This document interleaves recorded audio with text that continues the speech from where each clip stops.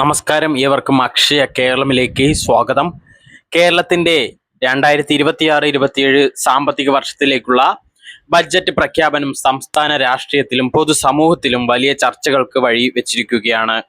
ക്ഷേമ പെൻഷൻ, തൊഴിലുറപ്പ് പദ്ധതി, ആരോഗ്യ ഇൻഷുറൻസ്, മത്സ്യ തൊഴിലാളി ക്ഷേമം, സ്ത്രീ സുരക്ഷാ പദ്ധതികൾ, ക്ഷേമനിധി ബോർഡുകളുടെ പുനഃസംഘടന തുടങ്ങി നിരവധി സുപ്രധാന വിഷയങ്ങളാണ് ബഡ്ജറ്റിൽ ഉൾപ്പെട്ടിരിക്കുന്നത്. ഇന്നത്തെ വീഡിയോയിൽ ബഡ്ജറ്റിലെ ഓരോ പ്രഖ്യാപനവും സാധാരണ ജനങ്ങൾക്ക് എങ്ങനെ ബാധിക്കും, ആർക്കൊക്കെയാണ് കൂടുതൽ ഗുണം ലഭിക്കുക, ഏതൊക്കെ മേഖലകളിൽ നിരാശയുണ്ട്, ഭാവിയിൽ എന്തൊക്കെ മാറ്റങ്ങൾ പ്രതീക്ഷിക്കാം തുടങ്ങിയ കാര്യങ്ങൾ വിശദമായി നമുക്ക് പരിശോധിക്കാം. വീഡിയോ പൂർണ്ണമായും കാണുക.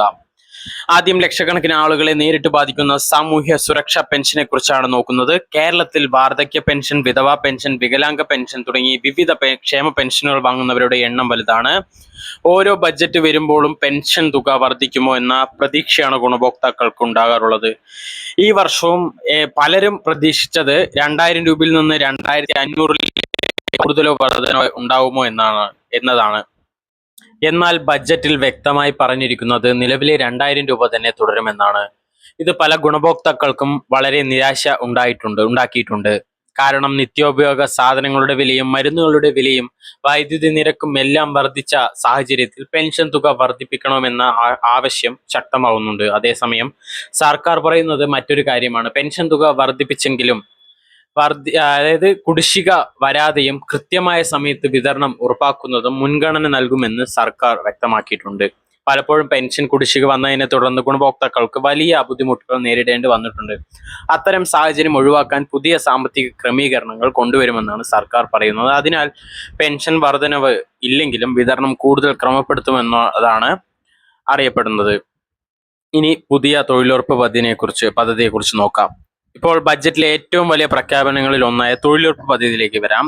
ജൂലൈ 1-ാം തീയതി മുതൽ പുതിയ തൊഴിലുറപ്പ് പദ്ധതി ആരംഭിക്കുമെന്ന് സർക്കാർ പ്രഖ്യാപിച്ചിട്ടുണ്ട്. ബി ബി ജി റാംജി എന്ന പേരിലാണ് പദ്ധതി നടപ്പിലാക്കുന്നത്. ഈ പദ്ധതിക്കായി 1422 കോടി രൂപയാണ് ബഡ്ജറ്റിൽ മാറ്റിവെച്ചിരിക്കുന്നത്. തൊഴിൽ ലഭിക്കാതെ ബുദ്ധിമുട്ടുന്ന സാധാരണ കുടുംബങ്ങൾക്ക് വരുമാനം ഉറപ്പാക്കുക എന്നാണ് പദ്ധതിയുടെ പ്രധാന ലക്ഷ്യം. ഗ്രാമപ്രദേശങ്ങളിൽ നിരവധി ആളുകളും ഇപ്പോഴും സ്ഥിര വരുമാനമില്ലാതെ ജീവിക്കുകയാണ്. കൃഷിയുമായി ബന്ധപ്പെട്ട സീസണൽ ജോലികൾ മാത്രം ആശ്രയിക്കുന്ന കുടുംബങ്ങൾക്കും ഇതൊരു ആശ്വാസമാവും.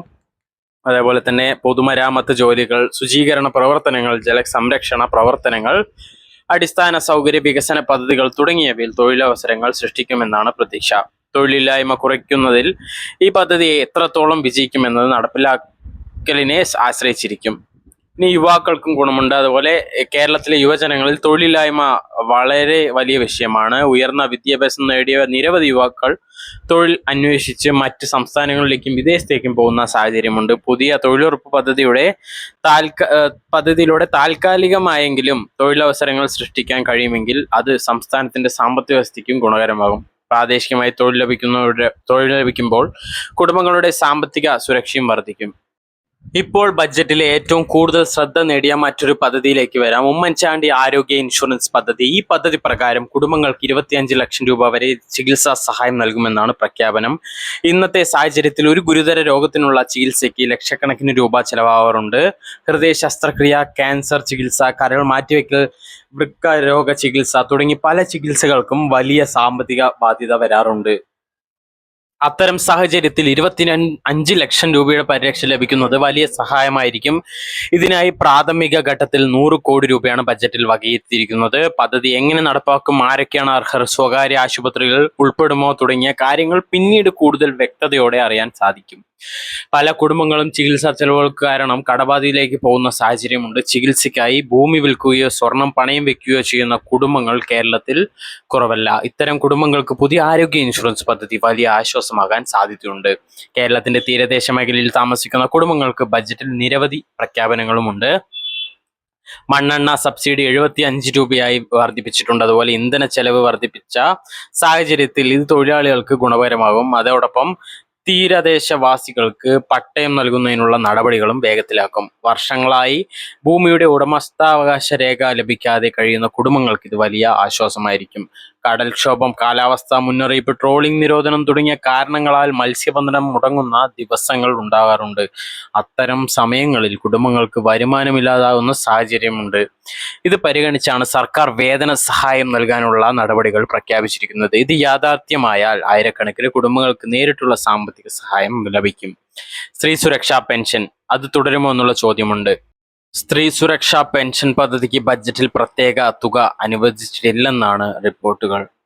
അതുകൊണ്ട് തന്നെ പദ്ധതി തുടരുമോ എന്ന കാര്യത്തിൽ ആശങ്ക ഉയർന്നിരിക്കുകയാണ്. നിരവധി ഗുണഭോക്താക്കൾ ഈ പദ്ധതിയെ ആശ്രയിച്ചാണ് കഴിയുന്നത്. തുക അനുവദിക്കാത്തത് പദ്ധതിയുടെ ഭാവിയെക്കുറിച്ചുള്ള കൂടുതൽ ചോദ്യങ്ങൾ ഉയർത്തുന്നുണ്ട്. അതേസമയം സ്ത്രീകളുടെ സാമ്പത്തിക ശാക്തീകരണത്തിന് കുടുംബശ്രീക്ക് കൂടുതൽ പിന്തുണ നൽകുമെന്ന് സർക്കാർ വ്യക്തമാക്കിയിട്ടുണ്ട്. സ്വയം തൊഴിൽ പദ്ധതികൾക്കും ചെറുകിട സംരംഭങ്ങൾക്കും വായ്പാ സഹായം വർദ്ധിപ്പിക്കുന്നതിനുള്ള സാധ്യതയുണ്ട്. സ്ത്രീ സംരക്ഷണ കേന്ദ്രങ്ങൾക്കും കൂടുതൽ ഫണ്ട് നൽകുമെന്നും പ്രഖ്യാപിച്ചിട്ടുണ്ട്. ഇപ്പോൾ മറ്റൊരു പ്രധാന പ്രഖ്യാപനം, കേരളത്തിലെ വിവിധ ക്ഷേമനിധി ബോർഡുകൾ ഒറ്റ സംവിധാനത്തിലേക്ക് കൊണ്ടുവരാനാണ് സർക്കാർ തീരുമാനം. നിലവിൽ നിരവധി ബോർഡുകൾ വ്യത്യസ്ത രീതിയിലാണ് പ്രവർത്തിക്കുന്നത്. ഇത് ഭരണ ചെലവ് വർദ്ധിപ്പിക്കുകയും സേവനങ്ങളിൽ കാലതാമസം ഉണ്ടാക്കുകയും ചെയ്യുമെന്ന വിമർശനം ഉണ്ട്. ഇവയെ ഏകീകരിക്കുന്നതിലൂടെ സേവനങ്ങൾ കൂടുതൽ വേഗത്തിൽ ലഭ്യമാക്കാമെന്നാണ് സർക്കാർ പറയുന്നത്. അതുപോലെ തന്നെ കേരളത്തിന്റെ സാമ്പത്തിക സ്ഥിതി ഇപ്പോഴും വലിയ വെല്ലുവിളികൾ നേരിടുന്നുണ്ട്. കടബാധ്യത, കേന്ദ്ര സഹായവുമായി ബന്ധപ്പെട്ട തർക്കങ്ങൾ, വികസന ചെലവുകൾ എന്നിവ സർക്കാരിന് വലിയ സമ്മർദ്ദമാണ് ചെലുത്തുന്നത്. ഈ സാഹചര്യത്തിൽ ക്ഷേമ പദ്ധതികളും വികസന പദ്ധതികളും ഒരേപോലെ മുന്നോട്ട് കൊണ്ടുപോകുക എന്നത് വലിയ വെല്ലുവിളിയാണ്. ഈ ബജറ്റിൽ അന്തിമമായി പറയുകയാണെങ്കിൽ ഇത് ക്ഷേമ പദ്ധതികൾക്കും വികസന പദ്ധതികൾക്കും ഒരുമിച്ച് മുന്നോട്ട് കൊണ്ടുപോകാൻ ശ്രമിക്കുന്ന ഒരു ബജറ്റാണ് സർക്കാർ അവകാശപ്പെടുന്നത്. എന്നാൽ മറുവശത്ത് പെൻഷൻ വർധനവ് പ്രതീക്ഷിച്ചവർക്ക് നിരാശയും ചില പദ്ധതികളുടെ ഭാവിയെക്കുറിച്ചുള്ള ആശങ്കകളും നിലനിൽക്കുന്നുണ്ട്. പ്രത്യേകിച്ച് സാമൂഹ്യ സുരക്ഷാ പെൻഷൻ വാങ്ങുന്ന ലക്ഷക്കണക്കിന് ആളുകൾക്ക് ഏറ്റവും വലിയ ചോദ്യം ഇതാണ്: പെൻഷൻ തുക എപ്പോൾ വർദ്ധിപ്പിക്കുമെന്നത്.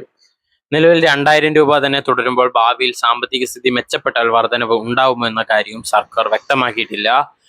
അതുപോലെ പുതിയ തൊഴിലുറപ്പ് പദ്ധതിയുടെ വിജയവും അതിന്റെ നടപ്പിലാക്കലിനെ ആശ്രയിച്ചിരിക്കും. പ്രഖ്യാപനങ്ങൾ മാത്രമല്ല, യഥാർത്ഥത്തിൽ തൊഴിലവസരങ്ങൾ സൃഷ്ടിക്കപ്പെടുന്നുണ്ടോ എന്നത് പ്രധാന ചോദ്യമാണ്. ഗ്രാമപ്രദേശങ്ങളിലെ സാധാരണ കുടുംബങ്ങൾക്ക് വരുമാന സുരക്ഷ നൽകാൻ ഈ പദ്ധതിക്ക് കഴിയുമോ എന്ന് വരും മാസങ്ങളിൽ വ്യക്തമായേക്കും.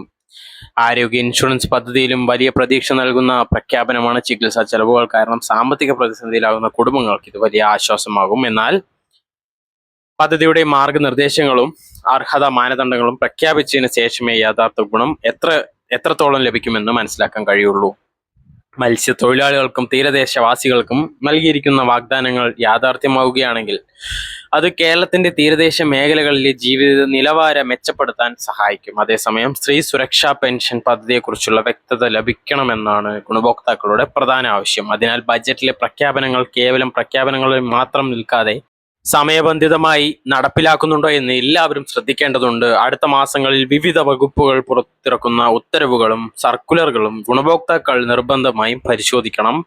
ഇനി വരും ദിവസങ്ങളിൽ ഈ ബജറ്റുമായി ബന്ധപ്പെട്ട പുതിയ ഉത്തരവുകൾ, അപേക്ഷാ നടപടികൾ, ഗുണഭോക്തൃ മാനദണ്ഡങ്ങൾ, വിതരണം ആരംഭിക്കുന്ന തീയതികൾ എന്നിവ പുറത്തു വരുമ്പോൾ അവയെല്ലാം വിശദമായി നിങ്ങളിലേക്ക് എത്തിക്കുന്നതാണ്. അതുകൊണ്ട് ചാനൽ സബ്സ്ക്രൈബ് ചെയ്യാനും ബെല്ലൈക്കൻ അമർത്താനും മറക്കരുത്. പുതിയ വിവരങ്ങൾ ലഭിക്കുന്ന മുറയ്ക്ക് ഏറ്റവും ആദ്യം നിങ്ങളിലേക്ക് എത്തിക്കാൻ സാധിക്കും. നിങ്ങളുടെ അഭിപ്രായങ്ങൾ കമന്റ് ബോക്സിൽ രേഖപ്പെടുത്തൂ. എല്ലാവർക്കും നന്ദി, നമസ്കാരം.